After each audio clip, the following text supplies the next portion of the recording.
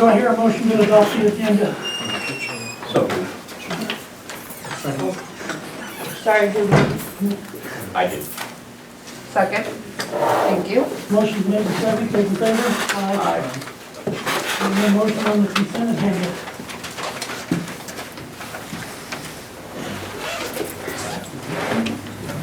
I move we present, approve the agenda as presented.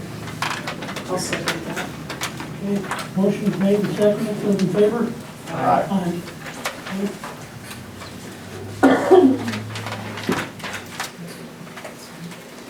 All right, let's move on down to guest speakers, communication informational items. We have first on here the LOC bulletin, which I've gone through. Then,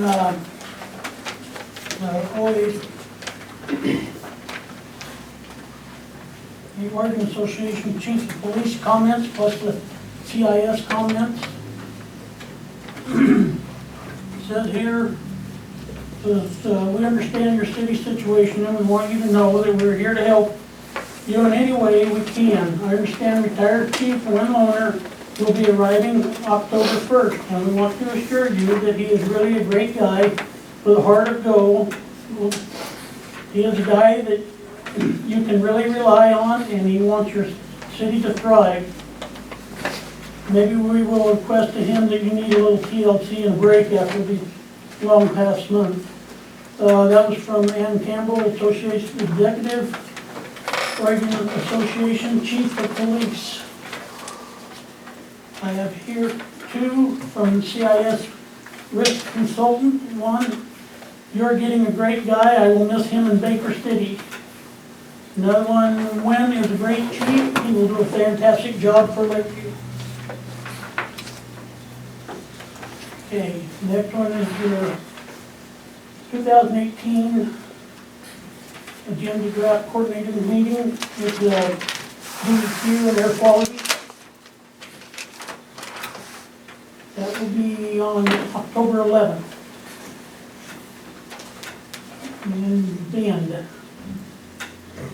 Or you can do it on a conference call. Or a conference call. Conference call, okay, that works.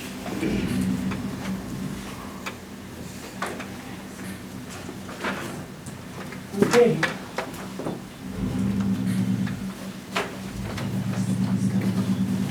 Move on down to public comment. We have, keep it under 3 minutes. If you have up to 3 minutes, please state your name and address.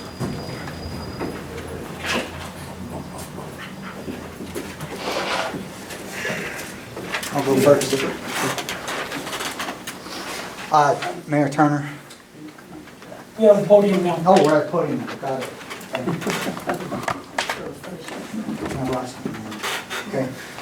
I just had a conversation with Ms. Vanderwall, and I found out that we're still hiring Chief Loner to be our next chief, and he starts October 1st. I discussed with her my concerns over the situation, specifically in regards to his, you won't need that, Mr. Mayor, I won't be that long.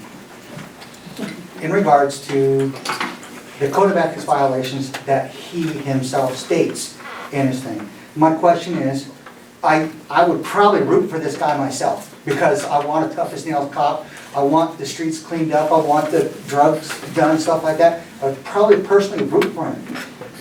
But I've lived my life for 15 years in the military, having a special background investigation in top secret. I've been working for the prison for over almost 13 years, well, at least 12 and a half. My code of ethics, I have to go by that. My integrity is the one thing you can't take away from me. He's given it away in his own statements at the thing. So my question to you, Mayor Turner, is have you raised any objections or expressed any concerns over his hiring?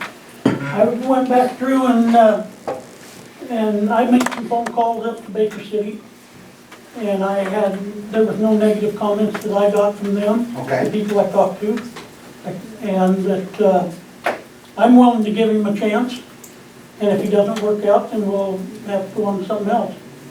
But Have any of the town council members raised or expressed any concern over this hiring of the chief? I think we've all had concerns. I think that there's been so much publicity that we've done our own research and looking into things and talking to people, and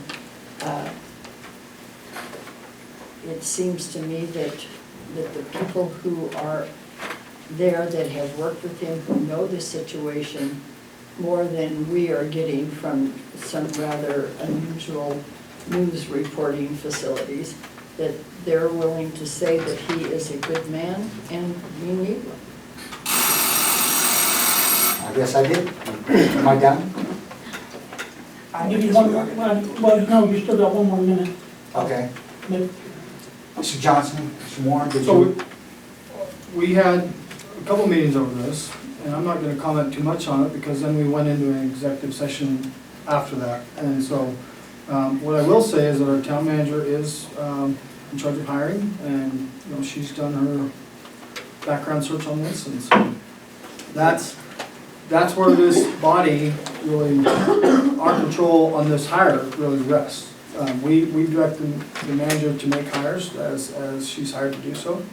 And so we have information, which again was an executive, so we're not privy to sharing most of that. I understand, I'm not asking, I'm not part of the hire. But yes, fire. we looked at it, and I've read lots of comments. Has anybody called the Department of Public Safety Standards and Training to see if, based on his suggestion, what he said in his testimony, on his own merit, what he said violates the code of ethics for a police chief? Because the people of Baker City may love him. I like this guy. I don't even know him, and I really like him. But he was violated the ethics according to what he said specifically in the court case under his own quotes. Anyways, I say we put a hold on his hiring. We do a total wait and see, but tell them there are concerns about information brought forward and needs to be postponed until we get the information back. I say, you know, I personally am a little disappointed that I'm here. I'm the silent guy who usually expresses and holds everybody in high regard to do what's right. And I should be studying for my sergeant test right now. I shouldn't have to be here saying this guy's got a code of ethics violation and no one's addressed his code of ethics. They've all addressed his character and his actions, but no one's addressed his code of ethics. And that's what I'm imploring upon all of you to get in there and see it. Read what he said. Ask yourself, based on the code of ethics that a chief of police has to sign, whether or not we want a person who has violated their code of ethics. Also, I want to state, you know, I have utmost respect for law enforcement, and I'm not trying to be cheesy or anything like that. I really do. I'm hoping that if he does come here, against whatever wishes anybody might have, if he does come here, that you guys are strong enough not to fall into what it appears his men have done in Baker City, which is to harass an individual on their constitutional rights. That's based on what I see. I'm hoping you're strong enough that you can maintain your own code of ethics. Can I make a comment? I'm not a public, but I was going to make a comment because I did meet with Mr. Leclerc, and I told him I would go back to the investigator and research that question on ethics and find out. Because Mr. Leclerc says it was in the court document, and I want to make sure if that was actual or not. If I have to get a copy of that, the hearing itself, I will do that. So, and then if that is the case, we will look at that again. Okay, anybody else? I've got a helper coming in case you run the timer out on me. So I can hand it over to Ramona. No, Steve Yates, and I live in Lakeview. After the last town council meeting, I heard of a letter read during the meeting concerning Brian Addison, the plaintiff in the federal proceedings against the city of Baker City and Mr. Lohner, who has been chosen as the new chief of police. While we can't know the writer's purpose in sending the letter to the Lakeview Town Council, the content of the letter seems an attempt to paint Addison in a decidedly negative light. In reading the decision rendered by the U.S. District Court for Oregon, I will have to admit I wondered just who Addison is. Just reading about him in the court records makes me think he would clearly not be considered as a first citizen of the Baker City community.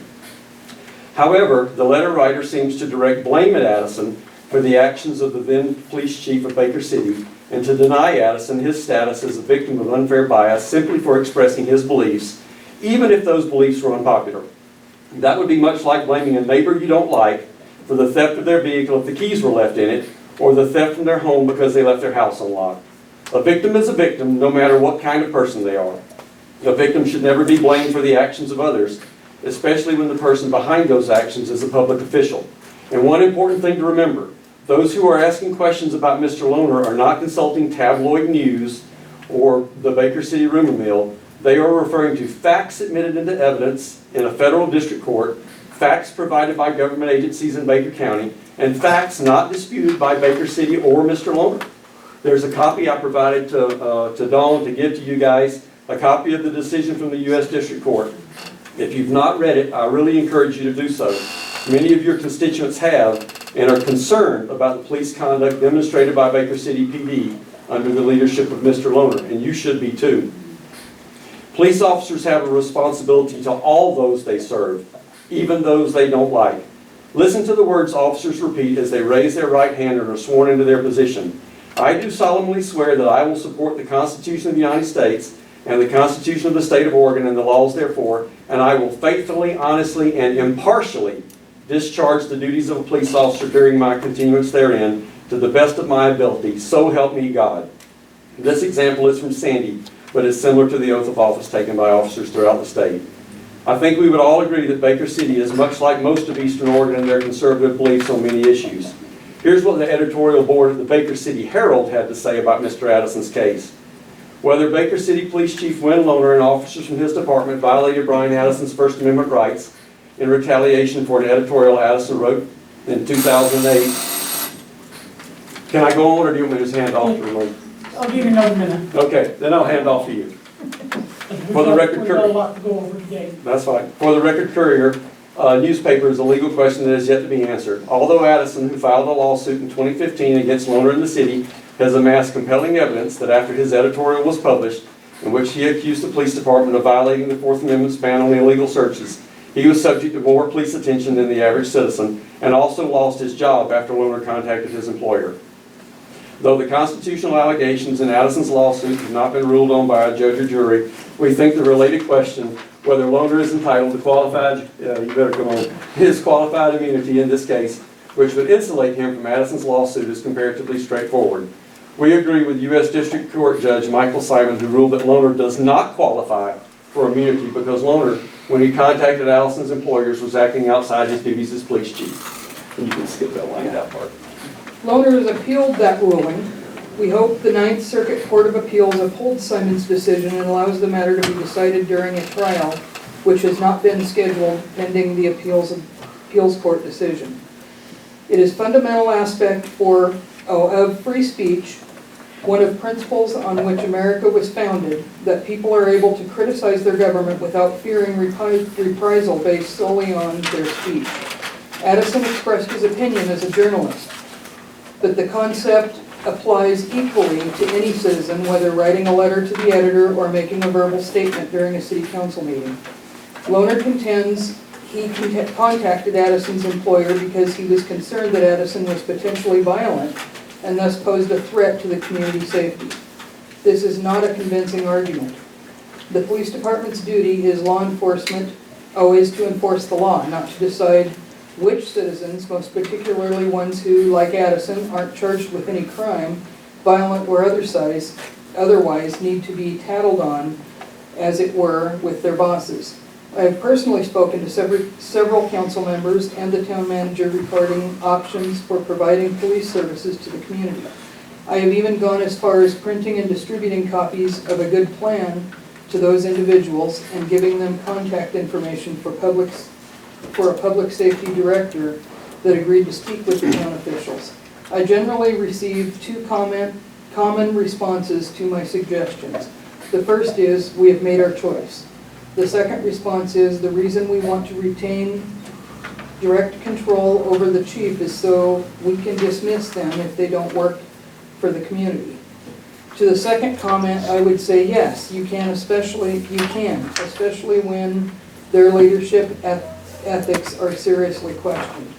By allowing the hiring of this individual, each of you independently and as a corporate body are condoning the behavior that Mr. Lohner exhibited in the past and continues to defend, even though a federal district judge One more minute. has ruled the behavior was outside the bounds of the police chief's authority.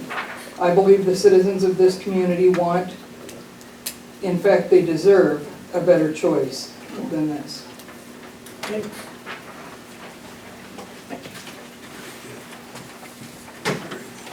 Anybody else?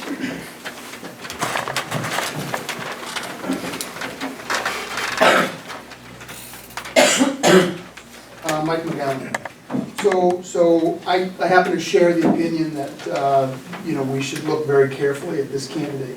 But if it's already been decided that he's been hired and he has accepted, at one of the previous meetings, we talked a little bit about whether or not there was going to be a contract of employment for this police chief.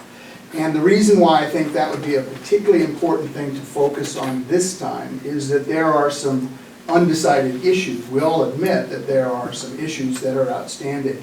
If a contract is presented that's fair to the chief but also to the town, then if some of these issues arise because of, say, the determination of the Court of Appeal or because of an ethics determination, then the town may have options that it wouldn't otherwise enjoy if there's no contract protecting the rights of the town. And I'm pretty sure that any police chief or any senior public official would agree that, a good, tight contract, fair to both parties, is the appropriate way to go forward in these circumstances. So I hope that the town manager and the town council and the mayor will, think very carefully, maybe get some legal expertise that does not exist in this town in order that a proper contract can protect the rights of both parties. I'm working on that right now.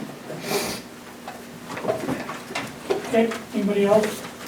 Okay, council, we do have a letter here from Mike Winters on the same thing that they're talking about.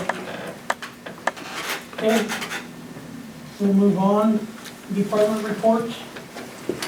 But the only one here was Public Works. Jeff? I don't have anything to add to the report that's there. Project Corner. Project's moving forward, yeah.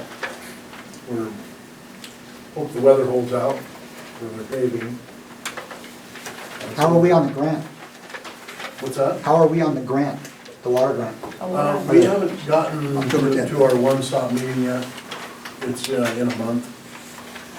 The one-stop meeting, if I can, is a meeting where different funding agencies come together, like USDA Rural Development, DEQ, Business Oregon. There's several funding agencies, Clean Water Act. They all come together at the table at the same time. And then we'll find out how the best way is to fund it through which agency. And some of them, DEQ might give us a forgiveness loan or something for part of it, but there's different aspects that go into that. So on the 23rd, we'll be meeting with, it's called a round table. Are you shutting me up? I didn't talk. That was my fault. That was my fault. Anyway, that's on the 23rd that we will be meeting with them to find out the funding and then the process, or how long it will take.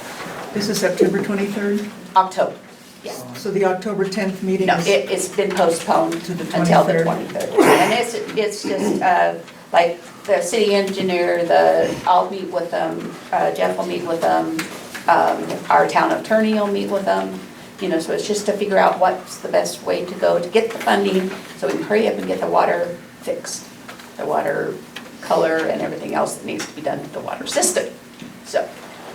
Okay. Darrell, I have his letter May I here. ask Jeff a question? Pardon? May I ask Jeff a question? Yeah, go ahead. Do you have any scheduled time for the paving to start?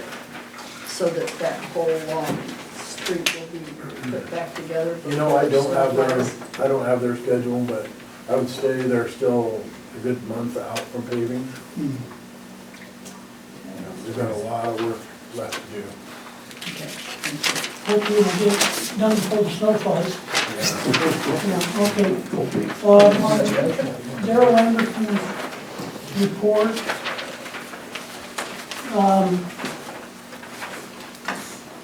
He's working on the repaving of the intersection of Missouri and J, that will be brought up today. Fiber optic companies, well 9 sound filtering system issue. Public Works is installing Red Rock sewer and water extensions. California bacteria plan testing, re-injunction well at the Berry camera work and shock well treatment, repairing water system emergency action, updating the town utility standards, and then Northwell order requirements. He's working on several different projects, so, you know. You want you have anything else to add to yours? Okay. No, they're just putting out fires every day. Right. Okay.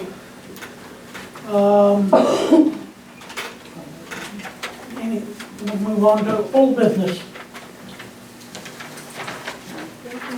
No old business? New business. So the color run. Yes, I didn't realize it was that time of the year already. actually we passed it because we moved it on. So I'm Marcy Wade from KRB, and I am just here to ask if we can do our 3rd annual color run on Saturday, October 6th.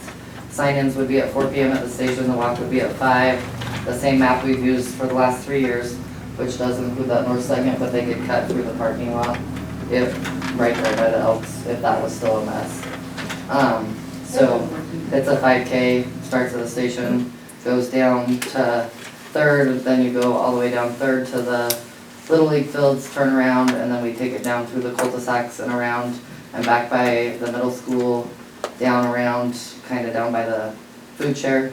I have the map, same map, we haven't changed anything. Same map, same route? Yes, nothing's changed, same stuff, we marked the route, everything we've done, so. I don't have a problem, council. Why don't you stay in contact with the police department? We never had that in the past. Yeah, it's been good, and they followed, and I followed in the razor, and we have a rig to pick up people, anybody that can't make the route, so. Okay, Alright, Marcy, can I get Thank you, copies of those later on? yeah, I'll bring a smaller one, because, yeah, I'll bring. Thank you. Okay. okay. B on the new business is 2016-17 audit findings. Roberta, do you have anything to? It was just a long process. We should have been done in December last year, and we are way over time on it, but we did finally get through everything, so that's good news. It's been a lot of work. Pretty big cleanup you faced. Huge cleanup.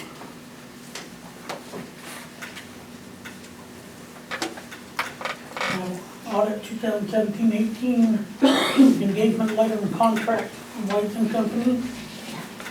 We just finished the last, and now we're starting on the next. For 17-18. Okay, That's usually what, 2 months? Yeah, which technically they're supposed to be filed to the state secretary, or, Secretary of State by no later than the end of December. But at least this year we're on track, and it should not take this long. Okay. Hopefully we'll have it done before December, hopefully in November, would be great. okay. Next on there, we already discussed the one-stop meeting with Business Oregon, DEQ, USDA, Rural Department, other funding agencies. Okay. We have a matter of, That's later. pardon? That's after we have our executive session. Oh, the intergovernment. Oh, not that, sorry, excuse me. Sorry. Right. Next one. No, next one, 943, yeah. Okay, we're going to 944, intergovernment agreement. Do I hear a motion on this? I move we approve resolution number 944 in the matter of the town of Lakeview approving paving intergovernmental agreement to pave intersection of Missouri Avenue and Highway 395. I'll second that. Second. Okay, motion's made and second, those in favor? Aye. We'll get that paid finally. Get rid of the world's biggest pothole. Yeah. That's an accident waiting. Okay, Mayor and Council update. I will update you on Red Rock. I've been down there several times. They're going great guns. They've got scrapers, cats, excavators, trucks, it's all over that out there. So it's looking good. Council, anybody have I anything? have a UCAN meeting on, I think, Thursday, next Thursday. And then also a chamber board meeting, the first part of the month. We've had some real favorable reports on the chamber and the work that they did for the Labor Day parade, and and if nothing else, an amazing report from people who rode the bus in from the rewrite room. That was, I don't know how many of the rest of you were up very late at night, but that bus was running back and forth I and got home taking. no later than 3:30 every morning. Yeah, so it was, we built that up over the years. You know, the first year we had very few takers, and this last year was very busy, so it was, I think, an excellent service to offer the town and a number of people who did need to have transportation provided. Let's put it that way.